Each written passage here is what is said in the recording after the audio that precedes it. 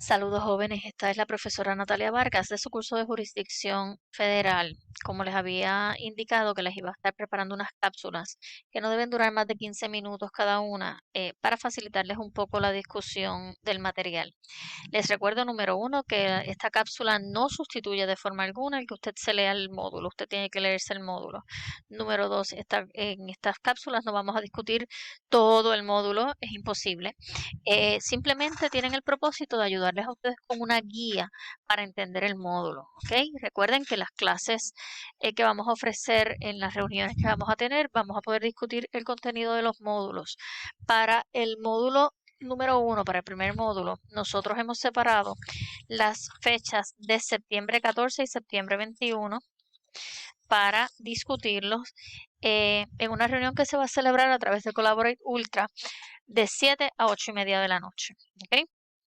Vamos a discutir ahora este módulo 1, el Sistema de Justicia Federal de Estados Unidos.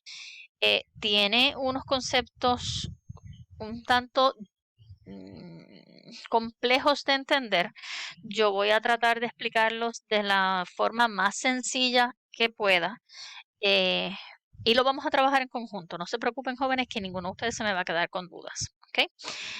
Sistema de justicia federal. Comienza discutiéndole ustedes lo que es jurisdicción. Nosotros solemos identificar la jurisdicción con la zona geográfica donde vivimos, ¿verdad que sí? Pero en sistema de justicia tiene otra definición, ¿ok? Cuando nosotros hablamos de jurisdicción es el poder inherente que tiene un tribunal para atender un asunto. Y ese no solamente pudiese ser poder de un tribunal, sino también o poder de la facultad de un Estado para, a través de los tribunales, aplicar el derecho, aplicar normas generales, y la jurisdicción se va a dividir en ordinaria y privilegiada, contenciosa y voluntaria. Jóvenes, dos palabras que nosotros necesitamos entender cuando hablamos de jurisdicción federal. Nosotros necesitamos saber qué es jurisdicción, ese poder inherente que tiene el tribunal para atender un asunto que se presente ante sí. Esa es jurisdicción en términos de análisis en tribunal.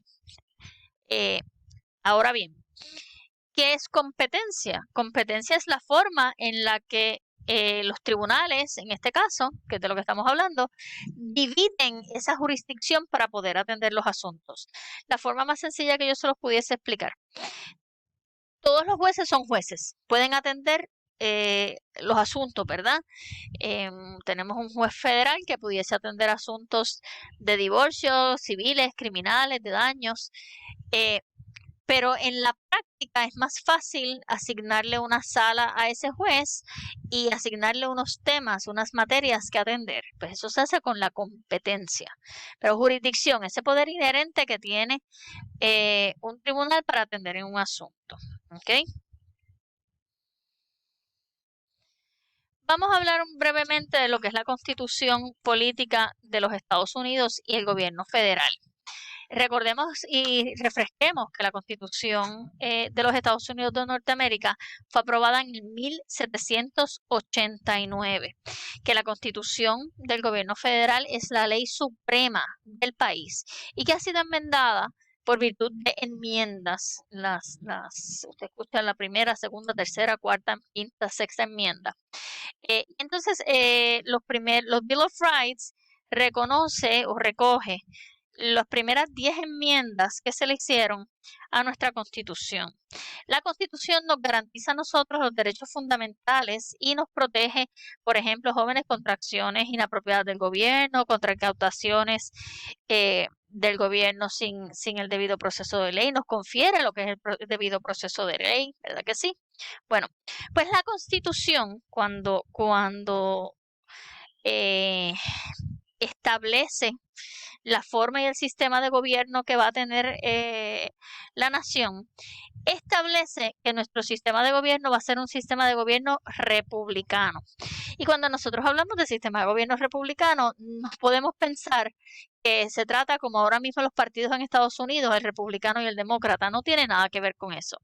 Un sistema republicano de gobierno es ese sistema de gobierno que divide los poderes del país, de la nación, en tres ramas: la rama ejecutiva, la rama legislativa y la rama judicial. Ninguna de las ramas en este sistema de gobierno republicano lleva mayor peso que la otra. Todas tienen el mismo peso. ¿Okay? Este sistema de autoridad dividida entre el gobierno nacional y los gobiernos estatales es lo que nosotros conocemos como federalismo. Recordemos que la Constitución nos establece la forma y la manera en que se va a formar el país. Vamos aquí a los distintos títulos. Esto es lo que les estaba explicando, jóvenes. La Constitución en el título primero establece la rama legislativa, en el segundo la rama ejecutiva, en el tercero el poder judicial.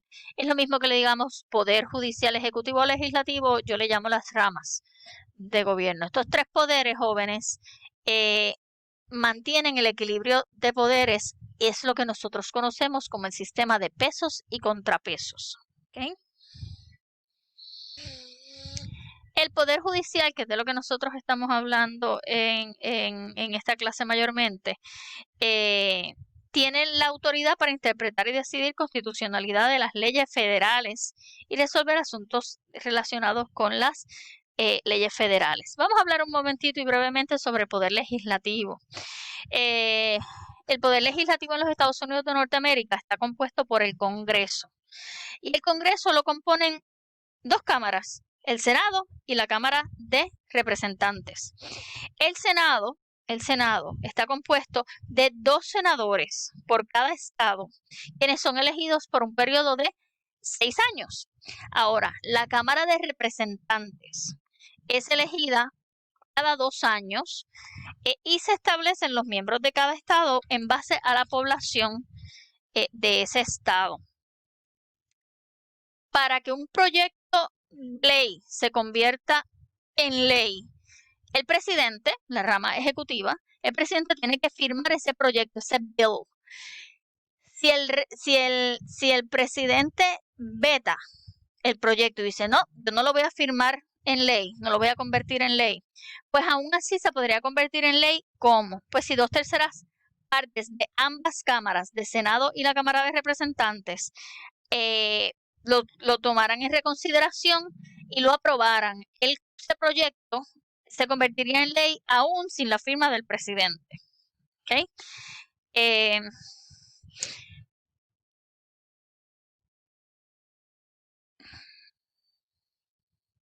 Los miembros de las cámaras en el Congreso están ubicados o se dividen y trabajan en comisiones que se organizan por materias.